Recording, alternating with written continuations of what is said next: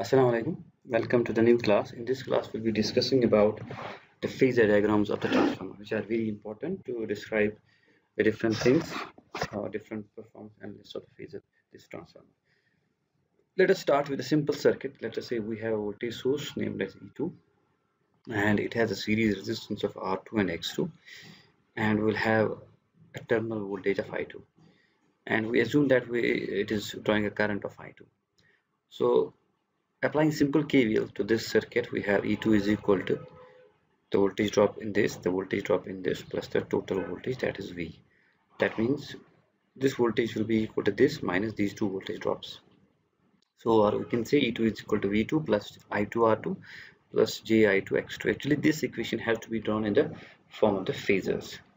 So let us start with this. We'll first start with this and assume a particular power factor angle of this with respect to this voltage, that is the current. And then we will individually add these two voltage drops to this to V2 to get the value of E2. So this is the phasor diagram of this corresponding to lagging power factor. Lagging power factor means current I2 is lagging to V2 by some angle I, this theta. So we'll first assume this will be the assumption. Then we'll add first the voltage drop of I2 R2 to this V2, and in this case you will see that since this is a number, or we can say there will be it is not having any angle or any complex number with this, it is only having a real part. When you multiply it by a phasor, it will get another phasor which will be definitely in phase with this I2. So we'll get a phasor that is I2 R2 in phase with this. We'll add it to V2. It will be added like vectors are added, putting it on the head of other phasor. So it will be like this. Now after that we will add this I2 J I2 X2. I2 we know we have to multiply it by J into X2. That means we have to multiply it by X2. We'll get a different magnitude, but it has some angle with it. J means there will be a 90-degree shift of this vector by 90 degree in anti-clockwise. So we have another phasor, that is I2 X2, whose magnitude will be determined by the X2, and angle will be determined by this. That means this J2 X2 will be leading to this I2 by 90 degree. Leading means it will be leading to this by 90 degree in anti-clockwise side. So that means it will be added to this. You can see from here I have tried to draw it perpendicular to this phasor, that is I2. So it will be added to this phasor, that is I2 R2. It will be put at the head of this arrowhead of this, and finally the arrowhead of this and this tail will be connected, and this will be the phasor E2. This is how the phasor diagrams are drawn, assuming the direction of V2.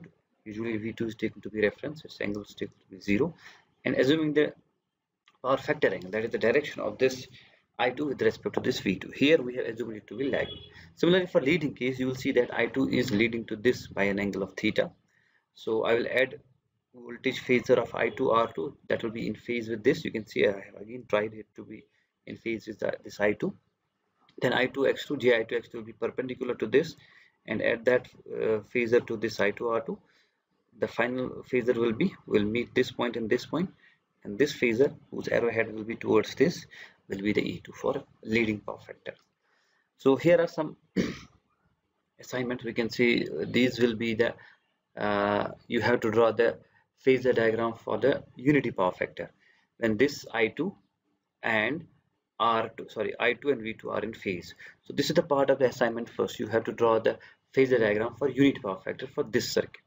So there will be 2 or 3 phasor diagrams that you have to draw in this from this class. So please note it down. First one is this, that is you have to draw the phasor diagram of unity power factor for this circuit. Now actually this was the preparation that I was doing for drawing the phasor diagram of the transformer. You need to first try to draw this type of transformer because this will help in drawing the transformer phasor diagram.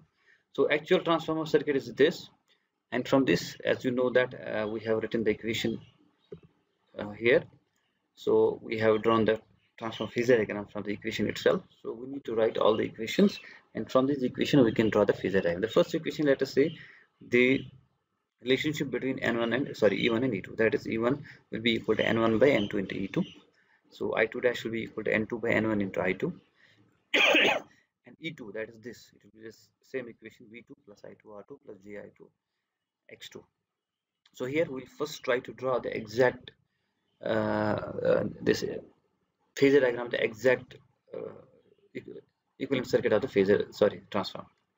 So E1 will be in phase with E2, as we know that E1 and E2 will be in phase by this equation, and similarly I1 will be in phase with I2 by this equation. So actually this should be I2 dash. So I1 will be equal to I0 plus I2 dash. From this circuit you can write the KCL at this point. I1 will be equal to I0 plus I2 dash. So from this, then E1, which is again the voltage across this, that will be equal to, V1 will be equal to this E1 plus I1 R1 plus J I1 X1. That is what I have written over here. So keeping these things in mind, we'll draw this again. So this is E2, V2, I2, R2, this is X2, that is this equation. So this is V2 and I'm drawing I2 lagging to this V2 by an angle theta 2. So then I2 R2 will be in phase with I2, this will be I2 R2. Then I2 X2 will be perpendicular to this and leading to this voltage phasor by 90 degree. As you know, inductor voltage will lead to the inductor current by 90 degree, or inductor current will lag to the inductor voltage by 90 degree. This relationship again holds over here. So this will be I2 X2 added to this phasor, and then this phasor from this point to this point. That means when you connect this point to the head of this I2 X2, you will get E2, whose arrowhead will be meeting this I2 X2 at this point. So this will be the voltage phasor of E2, that is this. Now E1 will be equal to N1 by N2 into E2. It will be in phase with this E2, but its magnitude will differ depending upon the N1 and N2. If N1 is greater than N2, it will be step down transformer. If N2 is greater than N1, then it will be step up transformer. We'll here assume that is a step down transformer, so that our phasor diagram will be quite a little bit simpler as compared to if we have, that is also simple, but it becomes the phasors will be overlapping in case of step up transformer. So for the timing, we assume that E1 is greater than E2, so E1 will be in phase with E2, and we will draw it a little bit longer than E2 in phase with this. Now from here we can get I2 dash. I2 dash will be equal to N2 by N1 into I2, so it will be again in phase with I2. So I have drawn it, since it is step up transformer, step down transformer.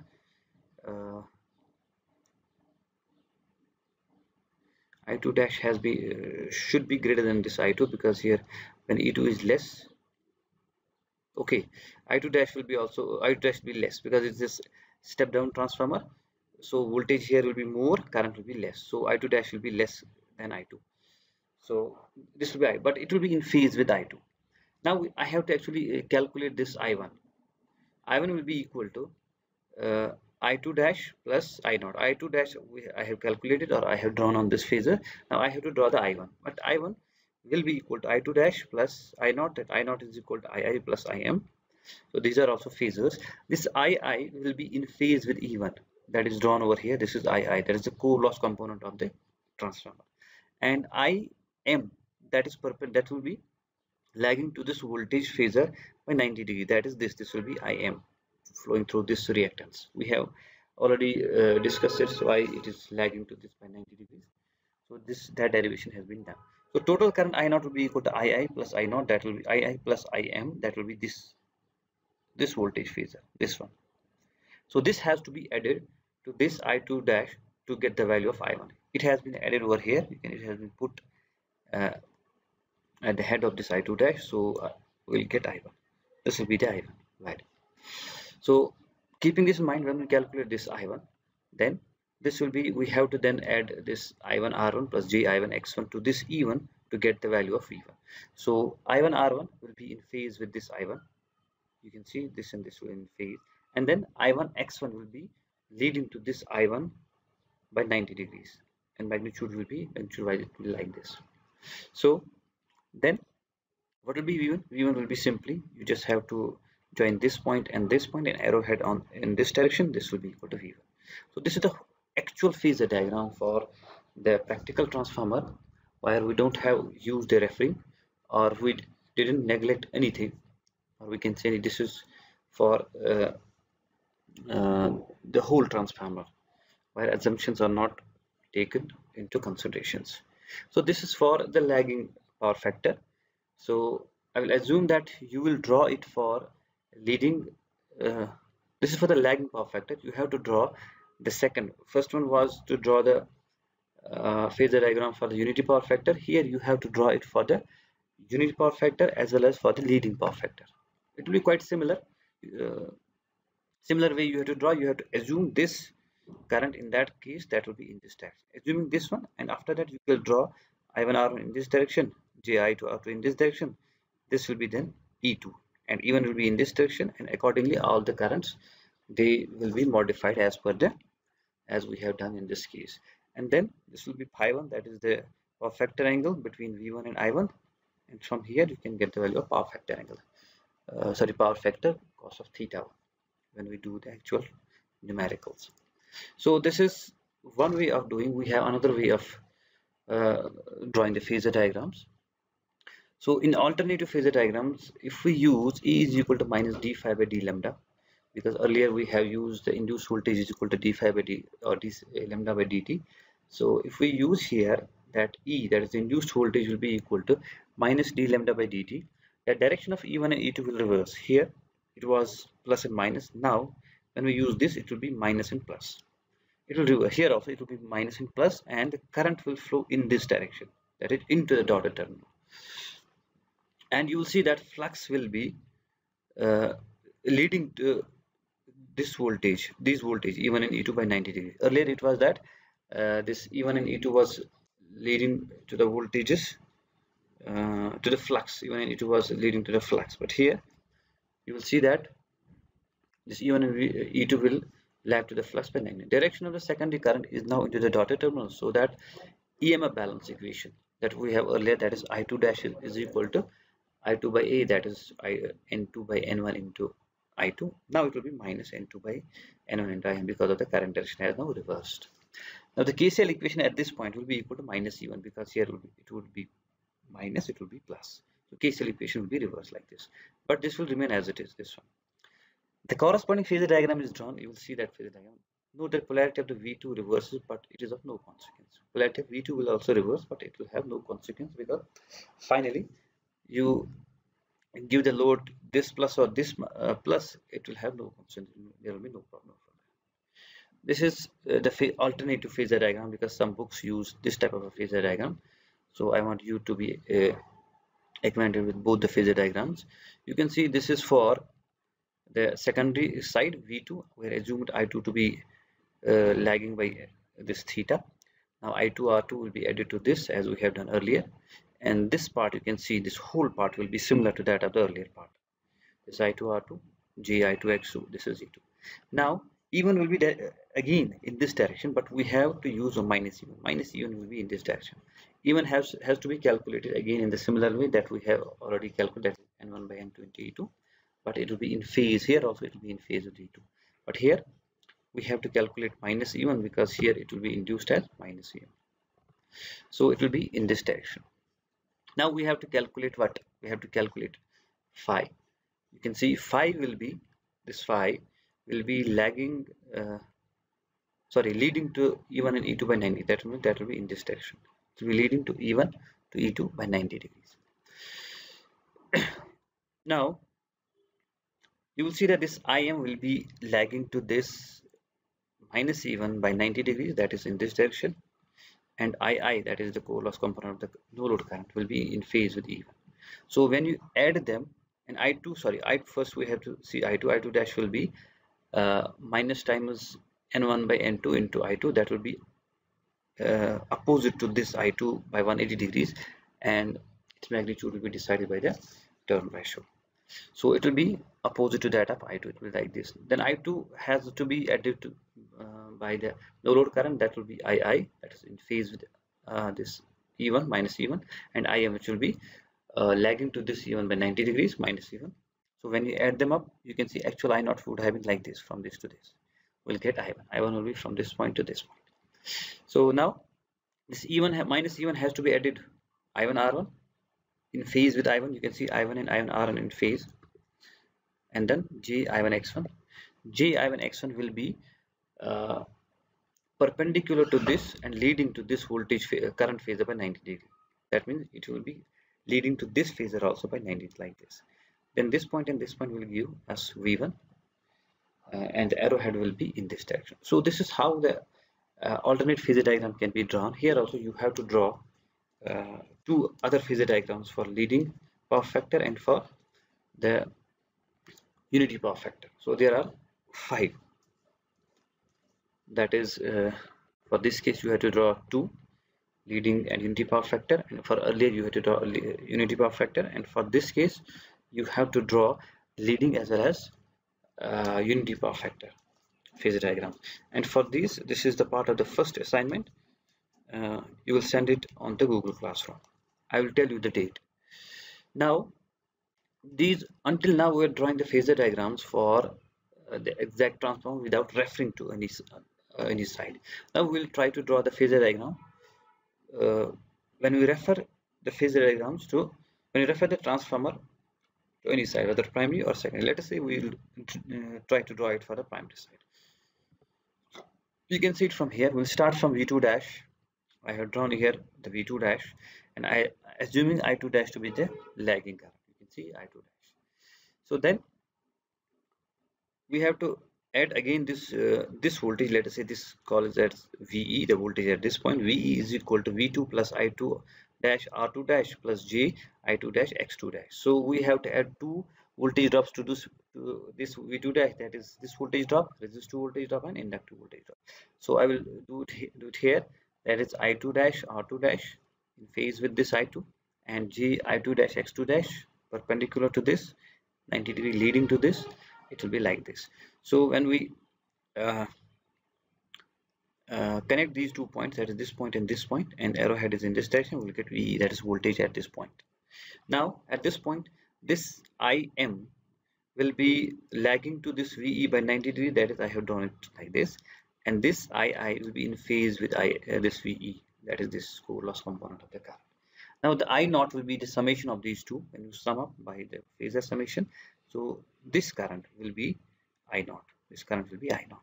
So total current I1, that is equal to I2 dash plus I naught. So we need to add them. That's I1. I2 dash is this plus I naught. When you add them like this, you will get I1. Now we have to add these 2 voltage drops caused by the current I1 in this R1 and X1 like this. That means we have to add this I1 R1 in phase with this I1, and J I1 X1, that's perpendicular to this. So then when we draw it, we'll get this voltage phasor as V1. So this is the phasor diagram for the transformer which is referred to the primary side. Similarly, you can draw it for the secondary side. It will be similar to that of this. Only thing is that in that case we have, this will be I1 R1 dash, this will be J I1 X1 dash, this will be V1 dash, this can be II dash, this is IM dash, and this is I naught dash. Rest will be, this will be I2, this will be V2, this will be I2 R2. This will be similar to that of this. Only thing is that we have some dash parameter, they will change. So I'll not ask you to do that, but please try to understand this. And this will not be the part of the assignment, but try to do it for lagging power factor as well, leading power factor as well as unity power factor. Unity power factor will be very simpler. Now the phasor diagram that actually is used for this transformer is for the approximate equivalent circuit. So that is usually used for this circuit, not for this circuit as well. So this R equivalent is actually R1 plus R2 dash. Let us say we'll refer it to the primary side, and this X equivalent is equal to X1 plus X2 dash. So now the phasor diagram usually is drawn for this case. So it will be simpler. It will be again identical to that of the earlier one which we have drawn for this circuit. You will see it will be similar. Now we'll start from V2 and we'll assume current to be lagging. V2 dash refer to the primary, and then this will be I1. Now I1 will be flowing through this. So this voltage drop will be equal to I1 into R equivalent, I1 into R equivalent. This voltage drop will be in phase with this I1. This voltage drop will be equal to J I1 X equivalent, J I1 X equivalent. This voltage drop will be perpendicular to this one and this one as well. So when you connect this one and this one, you will get V1. So from this is for the lagging power factor. For leading power factor, you will see that V2 dash is this, and we're assuming I1 to be leading by an angle of theta. So I1, this is actually V2 dash, this is I1. So I1 R1 will be in phase with this, that is I1 R equivalent, and J I1 X equivalent will be again perpendicular to this, leading to this current by 90 degrees. Then when you connect this point and this point, it will be V1. So this is the phasor diagram for the leading power factor. Similarly, this will be the phasor diagram for the unity power factor. In this case, V2 dash and I1 are in phase. You will add a voltage drop phasor, that will be I1 R equivalent, that will be in phase with this I1, and J I1 equivalent leading by 90 degree to this or perpendicular to this I1 in this direction by 90 degrees. So this will be V1, that is the hypotenuse of this triangle will be V1 in this case. So this is how the phasor diagrams are drawn for different types of the circuit, whether it's the exact equivalent circuit, whether it is referred circuit, or whether it is for the approximate circuit. Now comes the nameplate rating. This is also important, where when you first read the nameplate rating of a transformer, you should understand which information given for which purpose. The voltage ratio is first specified in terms of V1 and V2, and it will be in the form of rated voltage. It means that when a voltage V1 rated is applied to the primary, the secondary voltage on the full load is specified at specified power factor is V2 rated. So in this case, you understood that V1 will be rated when the rated voltage is applied at primary winding as V1. We will get at full load or a particular power factor, because this V2 will change as a function of power factor. We will discuss that also. A particular power factor, this V2 will be specified. It will be the rated voltage at full load on the secondary side. The voltage ratio V1 by V2, as we mentioned earlier, it will not be exactly equal to the N1 by N2, because there will be some voltage drops in primary as well as in secondary. But these voltage drops being very small, and usually practically they are neglected, and we can see that V1 by V2 will be equal to N1 by N2, and this is usually used practically for transformer. The rating of the transformer, you will see that it is specified for small transformers. It will be VA.